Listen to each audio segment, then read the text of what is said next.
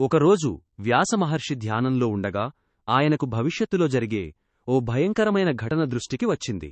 ఆయన ముందు ఓ పెద్ద యుద్ధభూమి కనిపించింది. అక్కడ చుట్టూ నరమేధం, రక్తపు ప్రవాహాలు, యుద్ధ శబ్దాలు కలిసిపోయి భయంకరమైన దృశ్యాన్ని తయారుచేశాయి. ఈ భయానక దృశ్యం చూసి వ్యాసుడు ఉలిక్కిపడ్డారు. అసలు ఇక్కడ ఏం జరుగుతోంది, ఎందుకు జరుగుతోంది అనే ప్రశ్నలతో ఆయన మరింత లోతైన ధ్యానంలోకి వెళ్లి ఆ దృశ్యం వెనుక కథను తెలుసుకున్నారు. ఆయన గ్రహించినదేమిటంటే ఇది సాధారణ యుద్ధం కాదు, మానవాళి ఇంతవరకు ఎప్పుడూ చూడని విధంగా నాశనకరంగా ఉండబోతోంది. మరింత ఆశ్చర్యకరమైన విషయమేమిటంటే ఈ యుద్ధంలో పాల్గొంటున్నవారంతా తన వంశానికి చెందినవారేనన్న సంగతిని తెలుసుకున్నారు. దీంతో ఆయన బ్రహ్మచారైన నాకు వారసులెప్పుడు వచ్చారు అని ఆశ్చర్యపడ్డారు.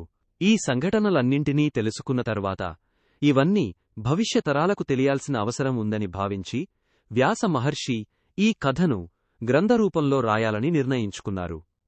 అన్ని లోకాలలోనూ మాటలు పలికినంత త్వరగా వ్రాయగల ఏకైక వ్యక్తి గణేశుడు కాబట్టి వ్యాస మహర్షి తన దివ్య దర్శనాలను వ్రాయడానికి గణేశుడి సహాయం కోరాడు.